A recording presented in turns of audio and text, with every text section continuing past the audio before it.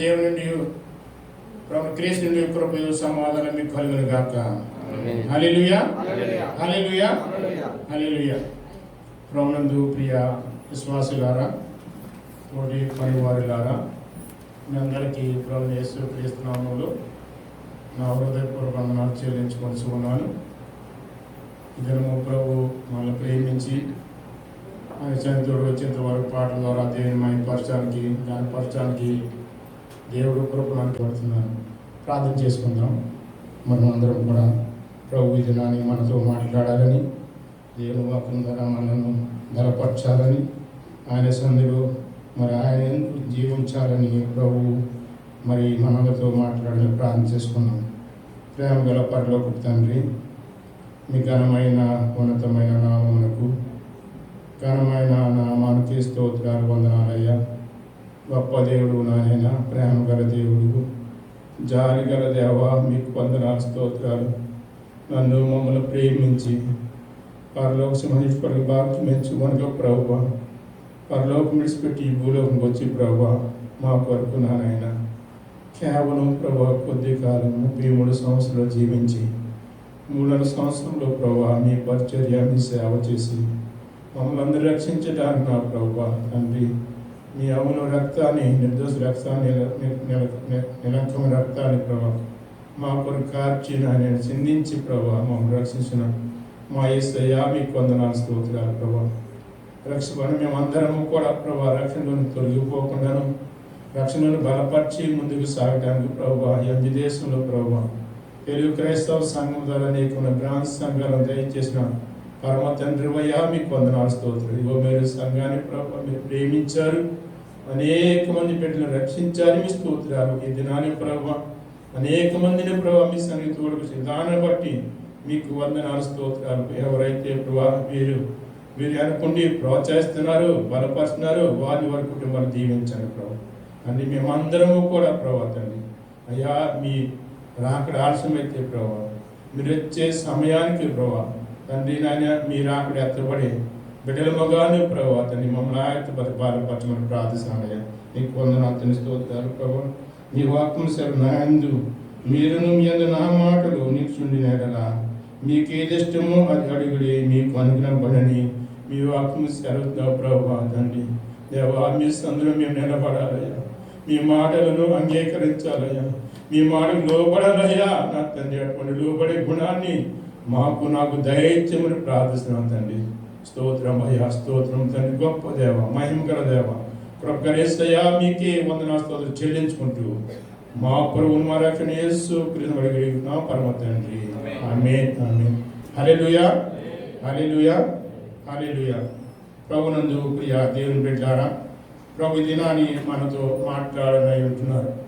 దేవుని వాక్యం ద్వారా మాట్లాడి మనం ఈ దినాన్ని చూసినట్లయితే నా వాక్య సందేశము ఆయనలో నిలిచి ఉంటే, ఆయన యందు మనం భయభక్తిగా నిలిచి ఉంటే మనకి ఏమి జరుగుతుందో మనము కొద్దిపాటి సమయం దేవుని వాక్య ధ్యానిద్దాం. 3 మరి పాఠ్య భాగంలో నేను తీసుకున్నాను. మరి సువార్త పాఠ్య భాగము, పత్రిక పాఠ్య భాగము, పాత నిబంధన పాఠ్య భాగంలో నేను వాక్యాలను తీసుకున్నాను. ఒకటి బహుగా ఫలిస్తారు దేవుని నుండి, మా దేవుని నుండి బహుగా విస్తరింపజేస్తారు. అయితే విస్తరింపజేసిన మనలను పాపం నుండి ఆయన పవిత్రపరుస్తారు, మన ప్రభువు యేసు క్రీస్తు గారు. అయితే ఎందుకని మన దేవుని బిడ్డల విశ్వాసం ఎక్కడ ఎవరితో ఉండాలో, ఏది ఉండాలో, ఏది జీవించాలో మరి క్రీస్తు నందు మాత్రమే, ఆయన వాక్కు ముందు మాత్రమే, పరిశుద్ధందు మాత్రమే, విశ్వాసం అందు మాత్రమే మనం జీవించాలి. సాతాను బంధకంలో మనం జీవించినట్లయితే అపవాది మనను కృంగదీసే మరి దానికి లోబడి మరి విధముగా ఉన్నట్లయితే మనము దేవుని యందు నిలిచి ఉండలేము, దేవుని సందులో మనము నిలబడలేము. అందుకని ఉదయకాల సమయంలో ప్రభు మనతో మాట్లాడుతున్నారన్నమాట. ఈ సమయాన్ని ప్రభునందు ప్రియాదేవులారా, మన దేవుడిని దుష్టుడు మనల్ని అనేక విధులుగా ప్రేరేపించేవాడుగా కనపడతాడు. అనేక తలంపులు తీసుకొచ్చేవాడు కనపడతాడు, అనేక ఆలోచనలు తీసుకొచ్చేవాడు కనపడతాడు. అయితే మనం గ్రహించాలి, ఎవరి ద్వారా మనం ఇద్దరము సహోదరులుగా ఉన్నాయడలా లేదా సహోదరాలుగా ఉన్నాయడలా ఒకరి ద్వారా ఎందుకు నువ్వు మీరు సంఘానికి వెళ్తున్నావు, ఈ సమయాన్ని నువ్వు వెళ్ళి పని చేసుకుంటే ఒక 5 నెలలు వస్తుంది కదా, 5 నెలల తర్వాత ఏదో కొనుక్కోవచ్చు కదా, టెలిఫోన్ కాస్ట్ వస్తుంది కదా అని ఒక ప్రేరేపణ దుష్టుడు మరి ఇతరుల ద్వారా తీసుకొచ్చేవాడు కనపడతాడు. ఎందుకంటే దుష్టుడికి ఏమాత్రము దేవుని సందుకి వెళ్ళి దేవుని సందులో విశ్వాసులు కలిసి దేవుని ఆరాధించడానికి, దేవుని కనపరచడానికి దుష్టుడికి ఏమాత్రం ఇష్టం ఉండదు అనమాట. అందుకని ఆ దుష్టుడే మనలో ఎవరైతే బలంగా ఉంటామో వారిని ఏర్పరచుకుని వారి ద్వారా మంచిగుండే వారిని, దేవుని సన్నిధికి వెళ్ళే వారిని, దేవుని బయట జీవించే వారిని కూడా తన వశము చేసుకోవాలని మరి అనేకమైన ఆలోచనలు కలుగజేసేవాడుగా దుష్టుడు ఉంటాడు. అందుకని మరి కీర్తన గ్రంథంలో 1వ అధ్యాయంలో చూసినట్టు దుష్టుడు ఆలోచన నడవక, పాపులు వారు నిలవక, అపవాసులు కూర్చుండక యెహోవా ధర్మస్థానం దాంచు దేవుడా దాంచువాడు ధన్యుడంట. యెహోవా ధర్మశాస్త్రమును ఆనందించాడు. యెహోవా ధర్మస్థానం దేవుడు ప్రేమించి నన్ను రక్షించుకుని నా కొరకు ఈ పరిశుద్ధ గ్రంథాన్ని ఇచ్చారని ఆయన ఆనందించి దేవారాత్రులు ధ్యానించినట్లే మన ధన్యత ఉంటుందంట. ఎప్పుడైతే మనం దేవుని సందులో మరి దేవుని భయభక్తులు ఉండి మరి దుష్టు ఆలోచన చెప్పను ముందే దుష్టు అనేక మంది ఉంటారు. వారు ఆలోచనలో మనం నడవక, దుష్టు ఆలోచన నిలవక, పాపులు ఉంటారు, పాపుల మార్గమున నిలవక, అపహాసులు కూర్చుండే చోట కూర్చోకూడదు. ఇది మనం గ్రహించాలి. వారు కూర్చునే స్థలము ఎటువంటి స్థలము, ఏ విధంగా ఉన్నారు, ఏమి చూస్తున్నారు, వాళ్ళు వాట్సాప్ ద్వారా చెడ్డకారం చూస్తున్నారా, టెలివిజన్ ద్వారా మరి లేకపోతే సీరియల్ చూస్తున్నారా, అది అపవాసులు కూర్చుండే స్థలమని గ్రహించాలని ఈ ఉదయకాల సమయంలో పరిశుద్ధాత్మ దేవుడు మనతో మాట్లాడుతున్నారు. ప్రభునందు ప్రియా దేవుని బిడ్డలారా, అందుకని ఇక్కడ చూసినట్లయితే మరి యోహాను సువార్త 12వ అధ్యాయము 46వ వచనం చూసినట్టే నయన విశ్వాసం ప్రతి వాడును చీకటిలో నిలిచి ఉన్నట్లు నేను ఈ లోకమునకు వెలుగుగా వచ్చానని దేవుని వాక్యము సెలవుస్తుంది. ప్రభునందు ప్రియా దేవుని బిడ్డలారా, చూడండి యోహాను సువార్త 12వ అధ్యాయము 46వ వచనం చూసినట్టే నా యందు విశ్వాసం ప్రతి వాడును చీకటిలో నిల్చుండుకున్నట్లు నేను ఈ లోకమునకు వెలుగుగా వచ్చినాను. ఎవడైనను నా మాటలు విని వాటి కైకున్నట్లా ఎవరైతే ఆయన మాటలు లోబడకుండా ఆయన నిలబడకుండా ఉంటే వారికి నేను తీర్చిన అంటున్నారు. ప్రభునందు ప్రియత పరిశుద్ధాత్మ దేవుడి దినాన్ని మాతో మాట్లాడు. మన ప్రభు యేసు క్రీస్తు ప్రభువు వారు ఆయన ఈ లోకానికి వచ్చినది నిన్ను నన్ను కూడా వెలిగించడానికి, నిన్ను కూడా దేవుని బిడ్డగా మర్చుకోవడానికి, చేతిలో నిన్ను నన్ను కూడా ఆయన రక్తంలో కడిగి పవిత్రపరచడానికి యేసు క్రీస్తు గారు వచ్చినట్లుగా పరిశుద్ధ గ్రంథంలో యేసు ప్రభు గారు జీవించిన జీవిత కాలంలో ఈ మాటలు పలికినట్లుగా మనకు పరిశుద్ధ గ్రంథము తెలియపరిచిన ప్రభునందు ప్రియ అధ్యాయం కదా. అదే అధ్యాయం యోహాను సువార్త 8:31 చూసినట్లుగా 8:31 కాబట్టి యేసు తన నమ్మిన యూదులతో మీరు నా వాక్యమందు నిలిచిన వారైతే నిజముగా నాకు శిష్యులండి, సత్యం గ్రహించి నాకు నా మాట యూదులతో చెప్పినప్పుడు నా మాటలు గ్రహించి నిలిచినట్లే మీరు సత్యాన్ని గ్రహిస్తారు కానీ అసత్యాన్ని గ్రహించని మీరు ఎప్పుడైతే నా సందులో నిలబడతారో, నిలిచి ఉంటారో, వాక్యం లోబడతారో, విశ్వాసం బలపడతారో, వాక్యానికి ఇటువంటి తొలగిపోకుండా నిలబడగలుగుంటారో, నిజముగా జీవిస్తారో వారు సత్యాన్ని గ్రహిస్తారంట. అసత్యాన్ని గ్రహించరని ఇక్కడ వాక్యము మనకు తేటగా మాట్లాడాల్సినది ప్రభునందు ప్రియరు. అందుకని నేను చదివిన లాస్ట్ 7వ వచనం చదివిన నా ఇంటి మీరు మీ అందు నా మాట నిలిచినలా మీకేదిష్టమో అడుగుడి, అది మీకు అనుగ్రహింపబడును. ప్రతి క్రైస్తవ విశ్వాసి మరి తప్పుగా అడగవలసిన దేవుని సందులో ప్రభునందు ప్రియా దేవుడు, దేవుడు మనం ప్రేమించారు మనలను ఆయన సన్నిధి తోడుకొచ్చారు. ఈ కరోనా గురించి కోవిడ్-19 వల్ల అనేక మన నెలలు మన పని లేకుండా బాధపడే వారు ఉన్నారు. సంఘం అద్దె కట్టుకుంటానికి కార్యవర్గము ఒక కూర్చుని మాట్లాడినప్పుడు ఆ సంఘాలన్నీ మూసి అతను ఏం చేద్దాం అన్నప్పుడు ప్రార్థన చేద్దాం అందరం ప్రార్థన చేసినప్పుడు మన సంఘం ఒక్క దినాన్ని కూడా మోయబడకుండా మరి మూసి మనం రానప్పుడు సీక్రెట్ కొంతమంది ప్రార్థన చేశారు. అయితే మరలా దేవుడు మరి మనకు కార్యం చేసి సంఘాన్ని తెలిసి సంఘంలో దేవుని ఆరాధించుకునే కృపను ప్రభు అనుగ్రహించుకున్నారు. ఎప్పుడైతే ఆయన సందులు నిలిచి ఉంటామో, నిలబడతామో, సత్యాన్ని గ్రహిస్తామో, దేవుడు గొప్ప కార్యం చేసే వారు ఉంటాడు. ప్రభునందు ప్రియా దేవుడా, నేను మీ మధ్య నుంచి ఈ సంవత్సరము జనవరి 21 తారీఖుని ఇండియా దేశం వెళ్ళడం జరిగింది. ఎయిర్పోర్ట్లో కూడా కుర్చీ వేస్తారు, మాకు గేట్ పాస్ అది రాలేదు. ఈ కంపెనీ పెట్టి రాకపోతే అక్కడి నుంచి తిరిగి వచ్చేయ కానీ ఆ కానీ మా ముద్దురు కథ పంపించాడు. వెళ్ళిపోయాము. 3 మాసాల నుండి ఏప్రిల్ 26 తారీఖు డ్యూటీలో జాయిన్ అవ్వాలి. నేను వెళ్ళిన తర్వాత ఫ్లైట్లు క్లోజ్ చేసేసారు, రాలేదు. ఫ్లైట్లు ఓపెన్ అయిన తర్వాత మన ఫోన్ లక్ష్మవారము ఏదుగా మరి థామస్ సహాయం ద్వారా నాకు తెలియదు ఈ వాట్సాప్ ఎలా చేయలేదు. అన్ని చాలా 4 యాప్లు చూపించాలి. మా పాపని కొన్ని ఫింగర్ ఎట్టేసింది, కొన్ని నెంబర్ ఎట్టేసింది. డాడీ ఈ ఫింగర్ అయితే ఇది చెప్తారు, ఏదో ఒకటి అది చెప్తారు, ఆ తర్వాత కూడా అనేసి మా థామస్ ఇస్తున్న గైడెన్స్ బట్టి అలాగా చేసుకుంటా వచ్చే దేవుని డ్యూటీ దిగాం. అయితే కొన్ని ఆదివారం డ్యూటీకి వెళ్ళాము. డ్యూటీకి వెళ్తే మీకు డ్యూటీ ఏమొప్పుడని మీరు అనుకున్న టైంకి రాలేదు అన్నారు. అది సార్ అనుకుంటే ఆయన రాత్రికి ఫ్లైట్ నుండి రాకపోతే మీరు సెక్షన్ పడతాము. ఫ్లైట్ లేదండి, మీరు తెలిసి ఉండి వెళ్ళాడు. మన పాస్టర్ స్టేషన్ గారు అల్లుడు కూడా వెళ్ళాడు.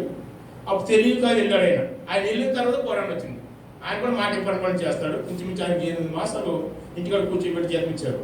అయితే మీరు ఈ పరిస్థితిలో తెలిసి వెళ్ళారు. మీరు ఎందుకు వెళ్ళాలి? మీరు ఏమో రేపు మళ్ళీ కరోనా ఎక్కువైపోతే, కోవిడ్-19 ఎక్కువైపోతే ఫ్లైట్ క్లోజ్ చేస్తాం తెలియదా మీకు అనేసి అక్కడికి వెళ్ళమని మరి చెప్పినప్పుడు అయితే మా బిడ్డలు ఏమన్నారంటే, డాడీ మీరు వెళ్ళి 10 రూపాయలు వస్తే 10 రూపాయలు 20 రూపాయలు తీసుకుని వచ్చేసేయండి, ఎందుకంటే ఇక్కడ మరి మమ్మీకి బాగుంటలేదు, మా తమ్ముడు చదివి బట్టలు పెట్టాడు. మమ్మీ మొన్న బట్టలకి వెళ్ళి బట్టలు ఓపెన్ చేసే ముందు రాత్రంతా ప్రార్థన వెళ్ళాము. చనిపెట్టుతో కూడా వెళ్ళి రాత్రంతా ప్రార్థన కూడా మా మిస్సెస్ అంతవరకు ఆ బట్టలు కాకపెట్టలేదు. అది అనుకున్నది చిన్న బట్టలుగా మనకుంది. ఆ పరికరాలన్నీ చూసి షాక్ అయిపోయింది. ఇంత పెద్ద ప్రాజెక్టు నిండకపోతే 23 సంవత్సరాలు లేవు, ఈయన వెళ్ళిపోతున్నారు, ఎలా చూస్తాడో ఎలా చేయగలరు అనేసి ఆమె అక్కడి నుంచి ఆందోళన చెందింది. చాలా ఆలోచన కలిసి ఐబీపీ అయిపోయి హాస్పిటల్కి పెట్టాము. డాక్టర్ చాలా తన దిగొచ్చని చెప్పుకున్నారు. అయితే ఈయన కొట్టినప్పుడు వాళ్ళు ఏమనంటే 10 రూపాయలు తీసుకుని వచ్చేయమన్నారు.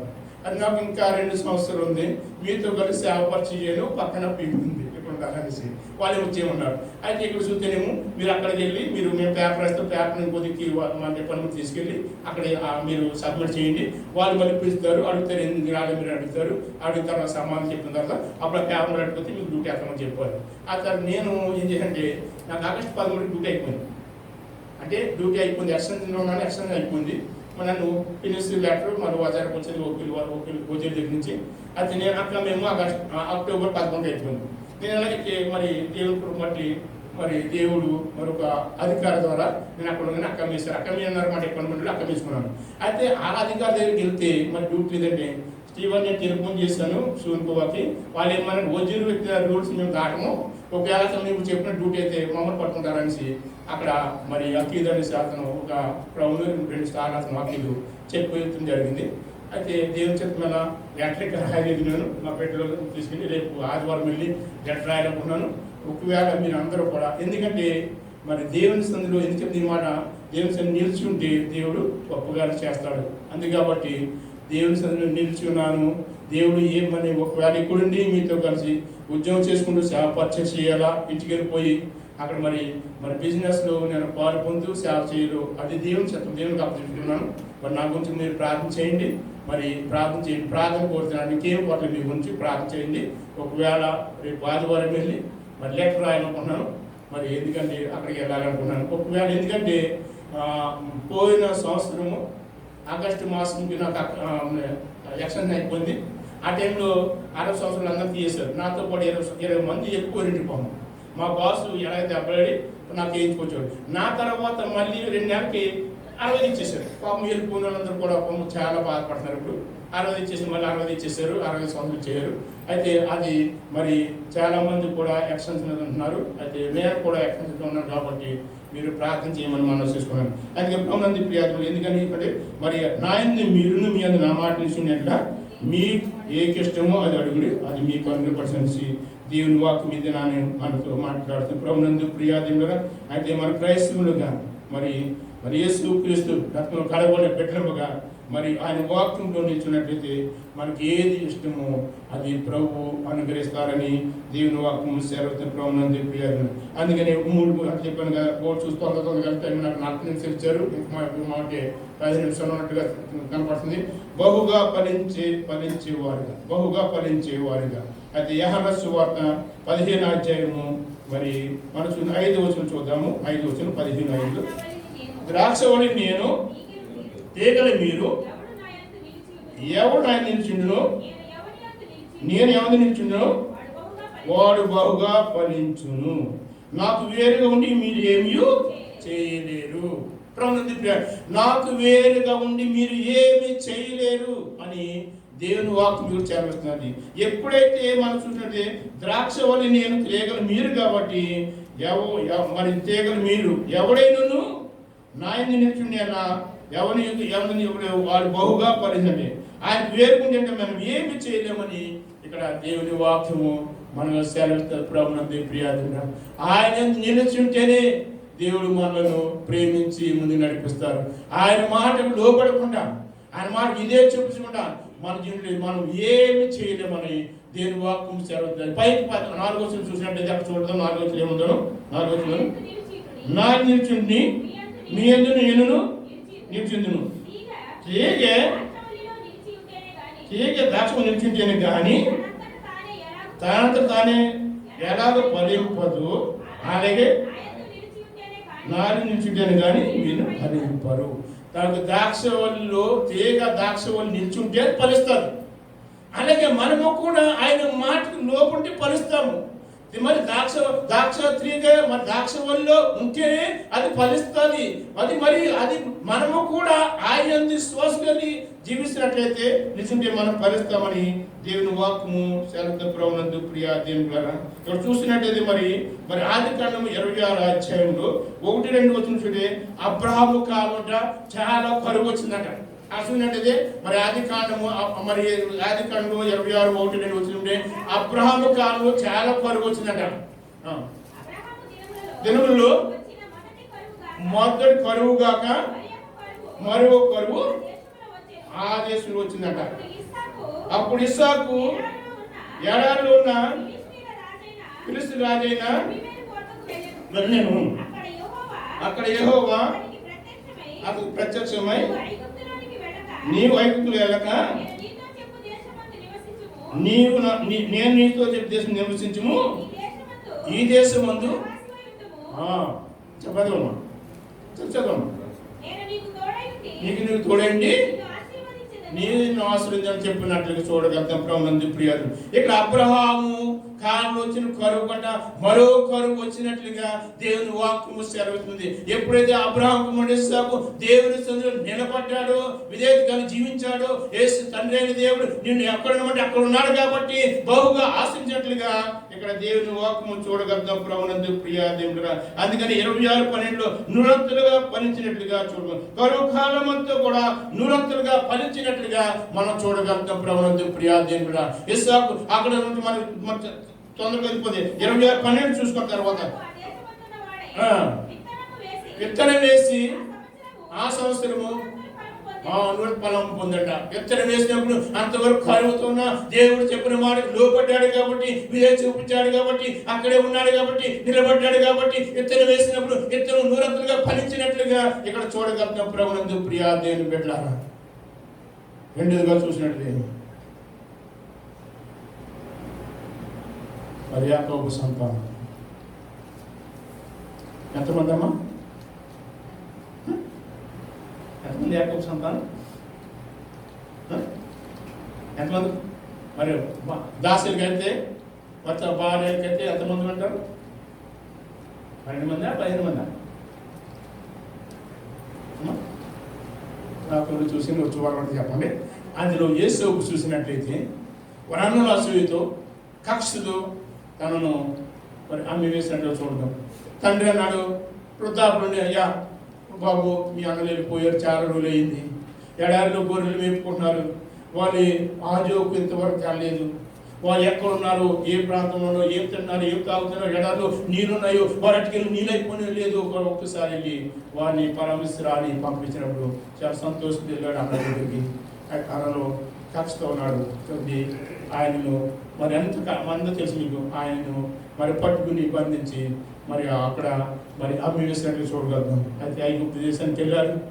అక్కడ కూడా మరి పాపము ప్రేరేపించినప్పుడు పాపానికి పారిపోయినట్టుగా చూడగలుగుతున్నాం. ఆ పాపం చేయని పాపము తన మీద నెట్టి వేసినప్పుడు జైల్లో ఉన్నాడు. అయినప్పటికీ దేవుని సందులో నిలబడ్డాడు, విధేయతగా జీవించాడు, నమ్మకం ఉన్నాడు. కాబట్టి అక్కడ చూసినట్టు చూడండి, ఆది కాండము 49వ అధ్యాయం 22 వచనం చూడండి. యేసోపు ఫలించెడి కొమ్మగా వాక్కును చూడగలుగుతాం. ప్రభునందు ప్రియాదేవి ద్వారా ఫలించెడి కొమ్మగా చూడమ్మా. యేసోపు ఫలించెడి కొమ్మ, ఓటో ఫలించు కొమ్మ, దాని రెమ్మలు గోడ మీద ఎక్కి వ్యాపించును.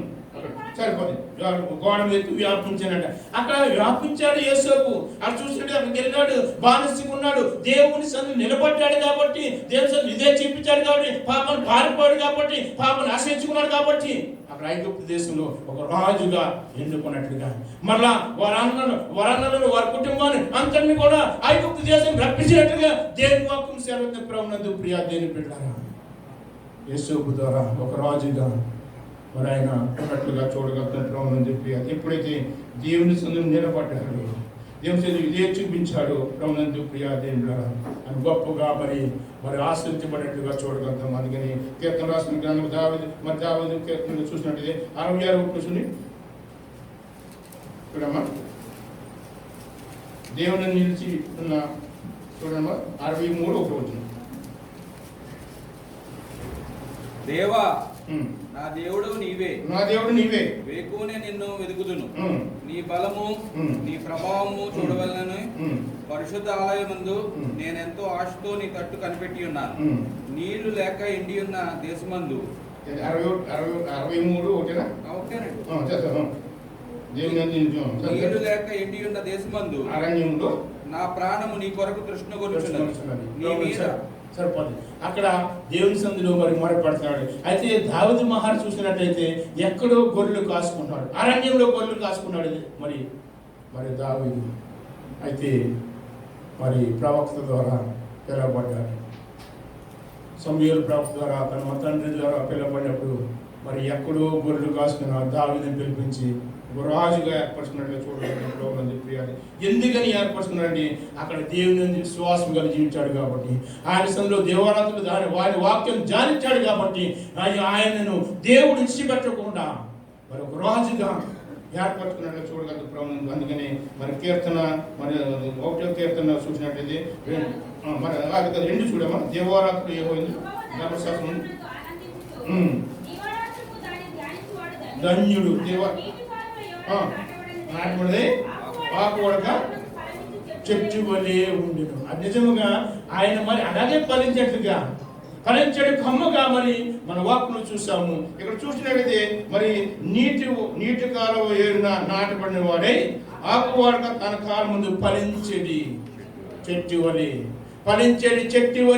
మరి దావీదు మహారాజు జీవితంలో చూడగలుగుతున్న ప్రభునందు ప్రియా దేవుని బిడ్డలారా, అది 2వ చూసిన విస్తరింపజేస్తానంటున్నాడు ప్రభునందు ప్రియా దేవుని గారు.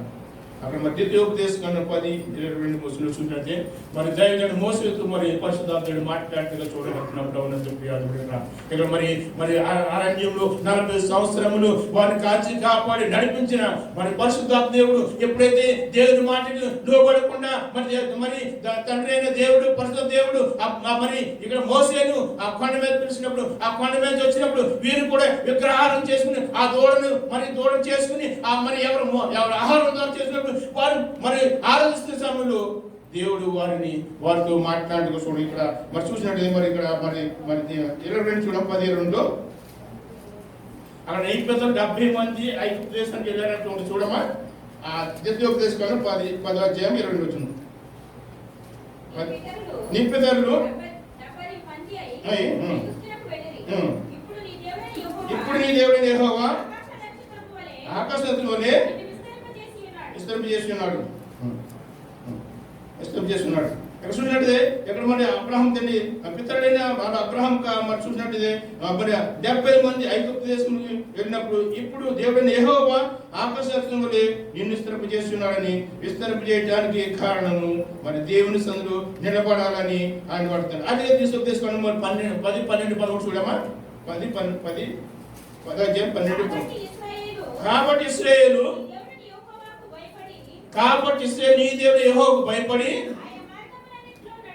ఆయన మార్గం నడుచుచు ఆయన ప్రేమించి నీ దేవుడు యెహోవాను నీ పూర్ణ మనసుతోను నిర్పూర్ణాత్మతోను సేవించి నీ మేలు కొరకు నేను నీకు ఆజ్ఞాపించు యెహోవాను కట్టడలను ఆన్సి నడుచుకున్నాను.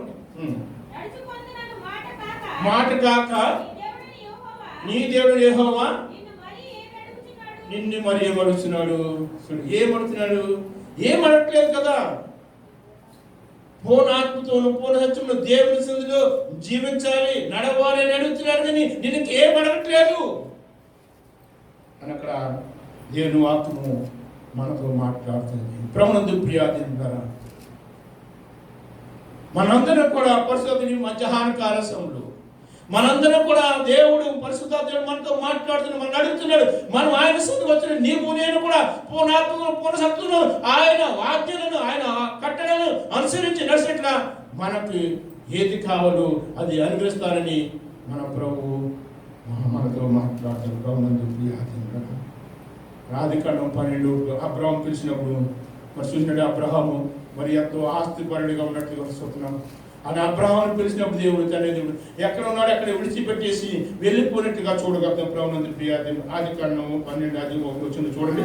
యెహోవా నీవు లేచి నీ దేశం నుండి నీ బంధువుల నుండి నీ తండ్రి నుండి బయలుదేరి నేను నీకు చూపించే దేశంలోకి వెళ్ళుము. నిన్ను గొప్ప జనముగా చేసి నిన్ను ఆశ్రయించి చేశాడు. అనేక సంవత్సరం ఏం గొప్ప చేస్తారు. వృద్ధాప్యానికి వచ్చేసారు. నా భార్య శరీరము కృషించిపోతుంది లేదా వెళ్ళిపోతుంది, నాకు పెట్టలేరు ఏంటని అనేక సార్లు కలవపడ ఉండొచ్చు అబ్రహాం. అది దేవుడు ఇచ్చిన వాగ్దానం. అయితే శారమ్మ గారు అనుకున్నారు అయితే నాకు ఇంక బిడ్డలే పుట్టరే, నాకు అక్కడ ఐగుప్తు దేశం తీసుకుని దాసుకు తీసుకు పంపితే ఒక బిడ్డలు కొడతారు వాళ్ళకన్నా ఒకవేళ ఒక తల్లి అవుతానేమో ఆశతో చేసినప్పుడు అక్కడ మరి అక్కడ ఆగరుకు మరి ఇస్మాయిలు పుట్టినట్టుగా చూడండి. అయితే ఇస్మాయిల్ కొరకు కూడా అక్కడ మరి అబ్రహాము ప్రార్థించండి చూడగలుగుతాం. అది ఆదికాండం 17:20 చూద్దాం. ప్రభునందు ఇస్మాయిల్ కొరకు కూడా దేవుడితో ప్రార్థించేట్టుగా అబ్రహాము దేవుని వాక్కు సెలవుతుంది. అందుకని ఆ ప్రార్థన ఆలకించి దేవుడు ఇస్మాయిల్ కూడా ఆశ్రయించినట్టుగా చూడగలుగుతాం. ప్రభునందు ప్రియా దేవుని బిడ్డలారా ఆదికాండం 17:20 చూడమ్మా. పుట్టినవాళ్ళు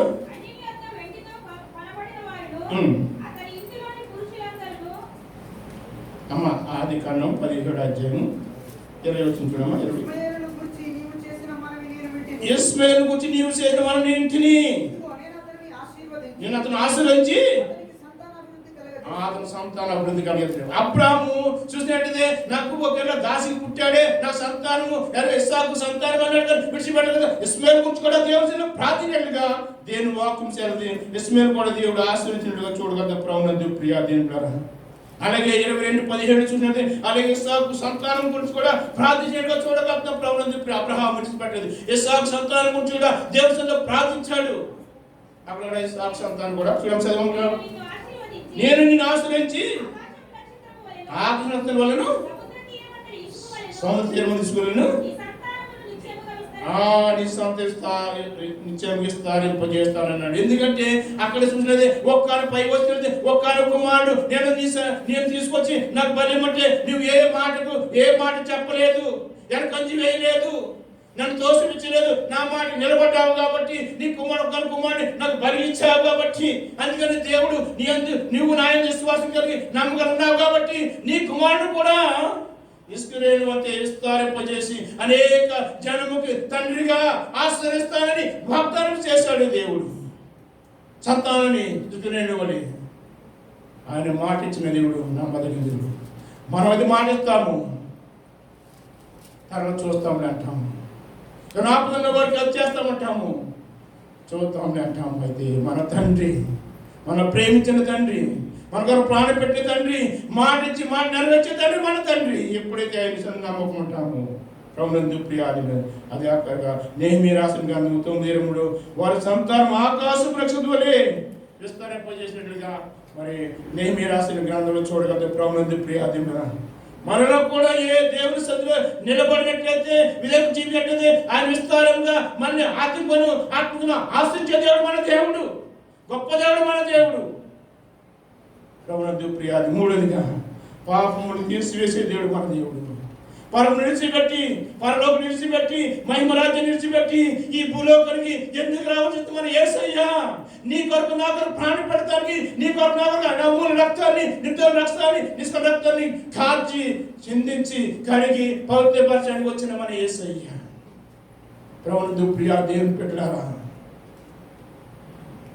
ఆ రక్తంలో కడగబడిన మనము, రక్షింపడం మనము తొలగిపోకుండా నిలకడగలిగి, విధేయత కలిగి, నమ్మకం కలిగి జీవించాలని ప్రభు కోరుతున్నారు. ప్రభునందు ప్రియాదేవుడని ఇటువంటి సంఘాలు ఆ సమస్యగా పెట్టలేదు. ప్రస్తుతం దేవుడు తన దోస్తులతో మాట్లాడి ఇందులో ఒంగేరులో అనేక మంది తెలియపెట్టున్నారు. నశించిపోకూడదు ఆయనకి ఇష్టం, ఈ తండ్రి అయిన దేవుడికి యేసయ్యకి ఇష్టం లేక ప్రవక్తలను, కాపరులను ఎన్నుకుని ఏర్పరచుకుని సంఘాలను స్థాపించి మనంటే వారిని తొలగిపోకుండాను, విధేయత కలిగి జీవించుకోకుండాను, అది అవిధేయతను కలిగి జీవించుకోకుండా విధేయత జీవించడానికి ఆయన మనకి సంఘాలను అనుగ్రహించారంటే అది దేవుని కృపని ప్రభునందు ప్రియాదేవుడు.